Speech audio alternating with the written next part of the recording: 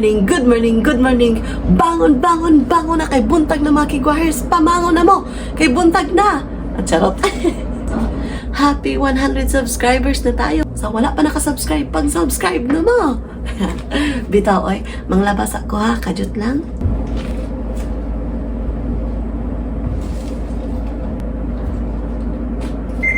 So, dalawa na yung blanket ang isasalin ko para mag-ano talaga makusukusuhan.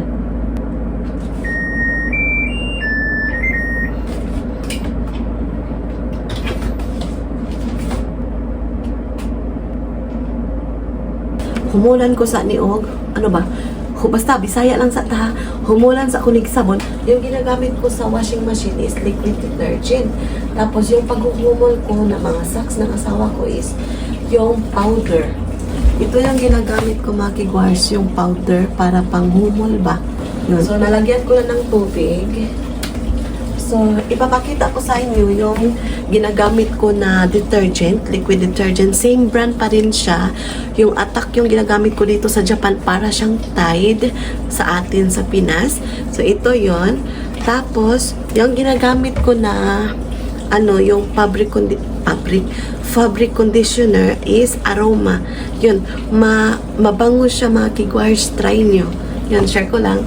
Tapos, dito ko lang ilagay muna yung blanket kasi meron pa akong blanket doon sa bedroom.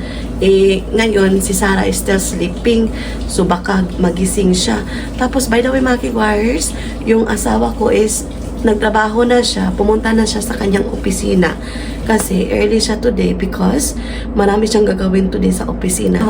Ayan, nakasalang na ako ng aking mga nilabahan. Samahan niyo ako for today's video. Clean with me. Charot, may pa-clean with me ha. Yun ang content natin mga kigwahers. Clean with me. Okay? So, before natin umpisahan yung ating paglilinis, kailangan natin na may energy tayo.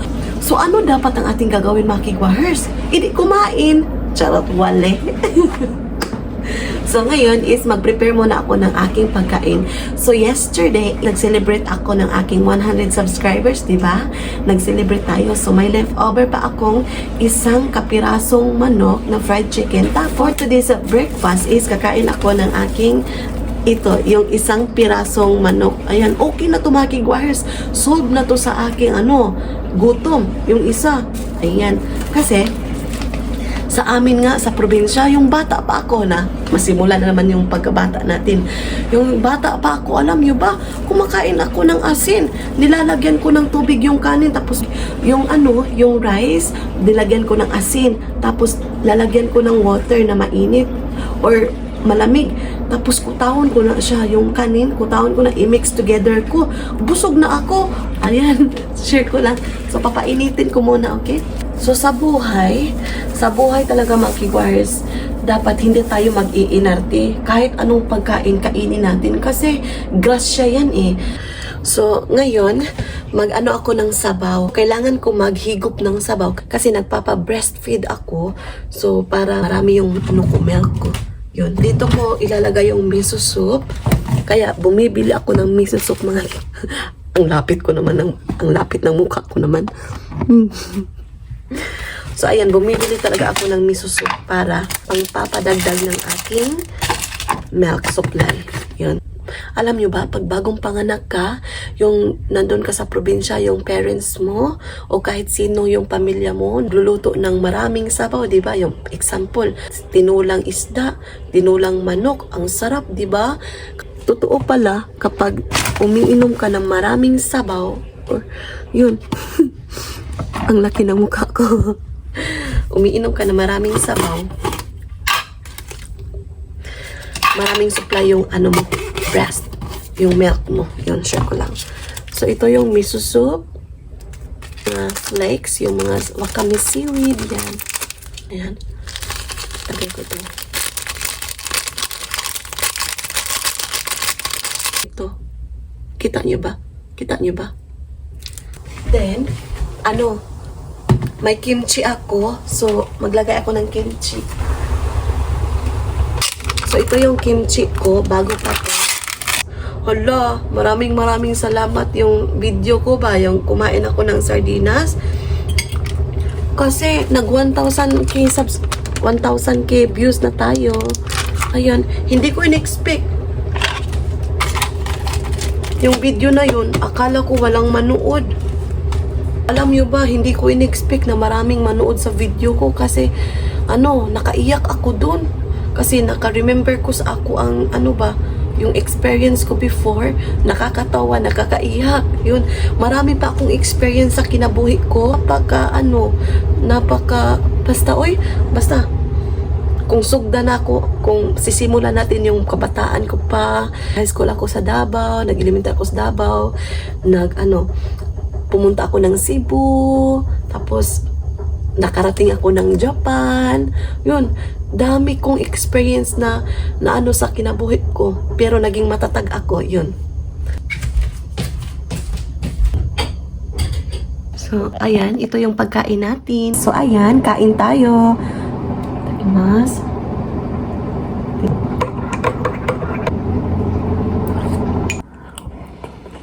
early in the morning, super sunny na. Bago natin simulan talaga yung ating mga buluhaton sa balay, kailangan talaga natin na kumain para may energy tayo, hindi tayo malilipong ba. Ang sarap, puyabutod. Tapos na akong kumain. Super busog ako. Yan. Magtitake ako ng aking vitamins. Kapag after ko talaga kumakain, ginaganito ko yung lips ko para pang patanggal ng mga sibo. Diba? Ito yung aking iniinom dito sa Japan. Yan. Dear Natura. So, 4 na pills in one day.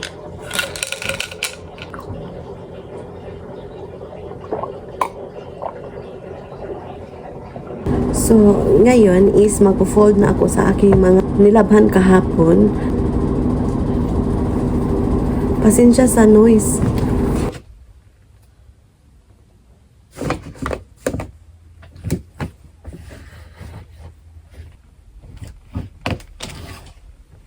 So, naka-fold na ako. So, nilalagay ko directly sa clothing cabinet para hindi siya mag-scatter doon sa living room ba. So, kailangan ko talaga ilagay directly to the closet area. Yun, share ko lang. So, ayan. Fold na ako. So, yung mga hanger, dito ko nilagay kanina yung mga damit para diba, ma-dry. So, ngayon, itatidy ko yung hanger. Yun.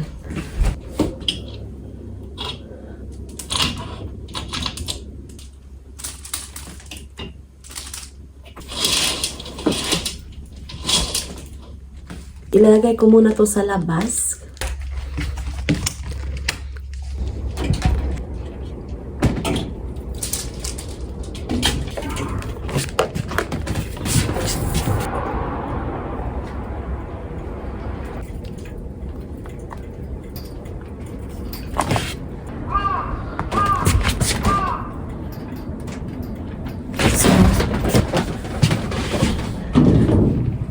Nakasampay na ako. So, mamaya is maglalagay naman ako ng another load ng blanket kasi super nice weather today. Ayan, tingnan nyo naman. O, diba? Very clear yung ating sky. Very blue sky. So, magdidilig pa ako nito. Diba? Super greeny. So, alam nyo, pag very, very quiet yung lugar, mamiss mo talaga yung Pinas. Yung mga ginagawa mo sa Pinas, yun, yung mga pamilya mo. Alam nyo, ninaan ko yung boses ko kasi wala akong marinig dito sa labas na may nagsasalita. Ako lang. Grabe ka quiet dito ba? Sasakyan lang yung maririnig mo at saka huni ng mga ibon, yung wind, yun. O, diba? Wala kayong maririnig na mga boses ng mga tao. Kahit na maraming bahay dito, wala ka talagang maririnig. Kasi sa atin, diba, early in the morning, meron na, oy, kumusta? Good morning. Ganyan, diba? Sa mga silingan natin ba, yung mga neighbor natin, especially sa probinsya, yun. Napakasarap mamuhay sa probinsya, yun. Napakasimple. Napaka-lively. Yung, what I mean ba? Yung maraming Nagchika dito, chika doon. Yun, oy, kumare, kumpare, kumusta? Anak nga, anak ba? Dito wala.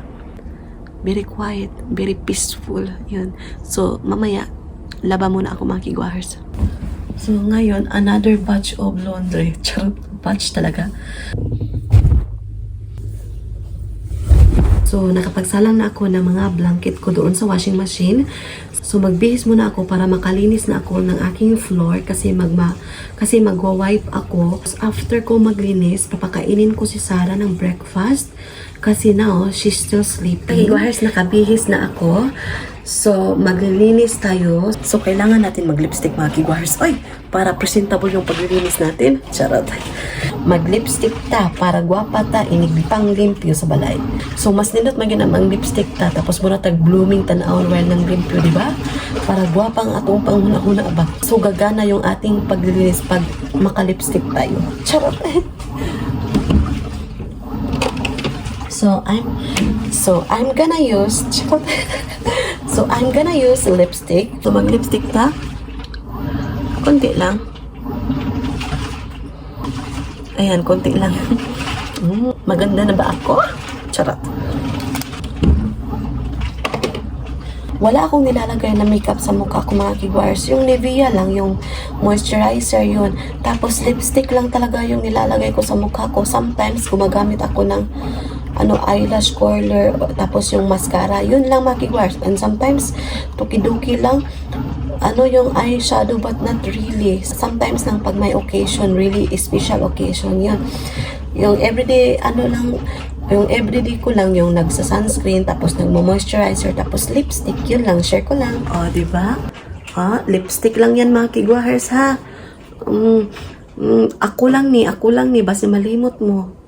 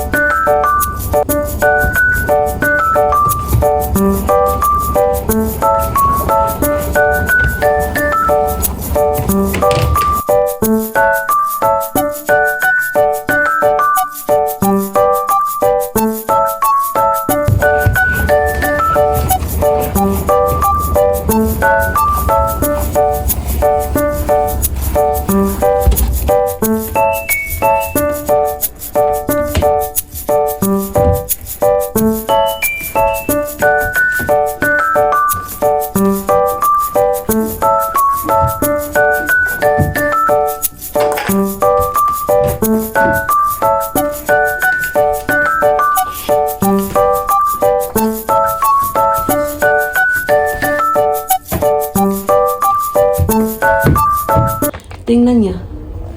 Diba? Super dirty, diba? Ayan ba?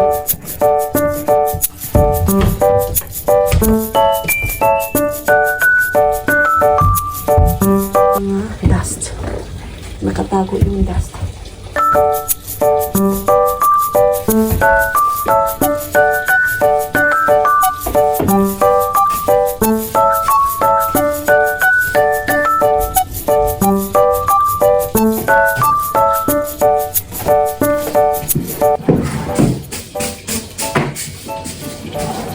Unahin ko talaga yung pagmamap kasi maraming buhok na nalalaglag, tapos maraming dust before ko walisan pa.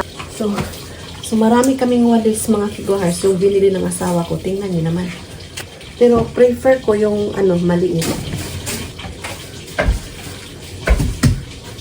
So as you can see, diba? Kahit nagmamap ako, meron pa talagang naiiwan mga kigwahars, kaya double talaga yung paglilinis ko. Ayan. May matitirang dust pa talaga kahit na minap mo pa siya.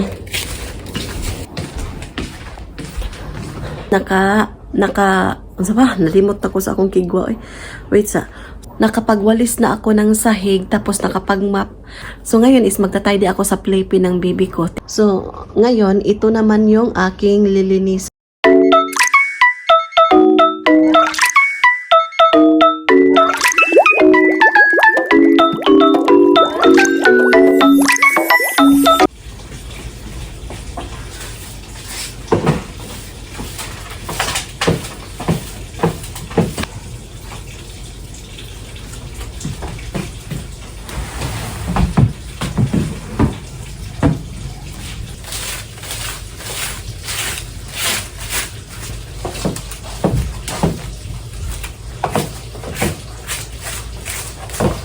So, kailangan talaga walisan yung mga yung sulok-sulok kasi nandun ang maraming alikabok. Basura pa talagang natatago. So, ayan, malinis na yung playpen ng baby ko. So, malinis na. Ayan, sa sopan, dyan naman tayo maglilinis mga kigwahers.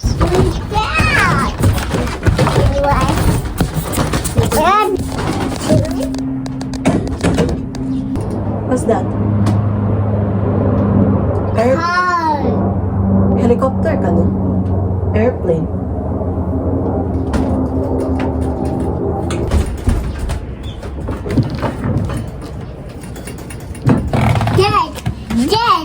Dad. Soil. Hi, Soil. Let's go because Dushta. So ngayon, pinakain ko muna siya ng bread tsaka yung strawberry. So kukuha ako ng yogurt. So mamaya ko lang to ibigay kasi uunahin niya to kakainin. Is maglalaba muna ako sa mga medyas ng asawa ko bago ko isalang sa washing machine.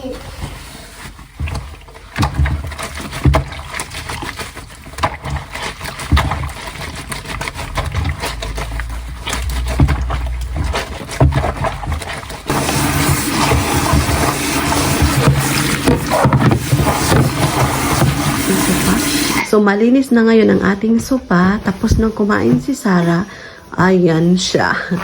So, andyan si Sarah. Tapos, dito ko nilagay ito kasi naakyat-akyat siya dyan. Tapos, baka malaglag for the safety. Ayan. Abo na yun. Kagayan yan. Marunong naman siyang umakyat baba. Pero, just in case lang mga kigwars ba. Nakapaglinis na ako ng bahay. So, as you can see,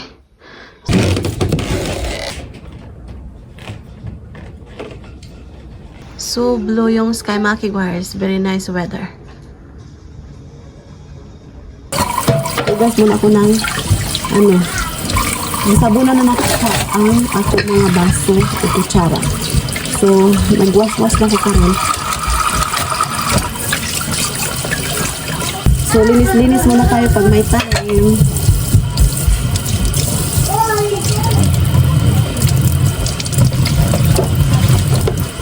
Okay naman maglilinis ng bahay every week or every twice a week, di ba?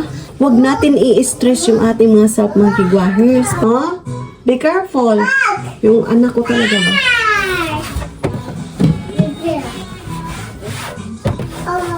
Malinis na ako ng kusina, nakapagwalis, nakapag-mop, nakapaglaba, nakapag-arrange na sa playpen, tapos sofa. Yun. Super productive yung araw ko today mga kigwahers. Share ko lang. So, nagluluto ako ngayon ng spinach with egg na may gatas. So, ito yung pagkain ni Sarah. So, ngayon is lunchtime na. Everyday naman, simple lang yung pinakain ko kay Sarah mga kigwahers. Pero, healthy siya. So simple but healthy.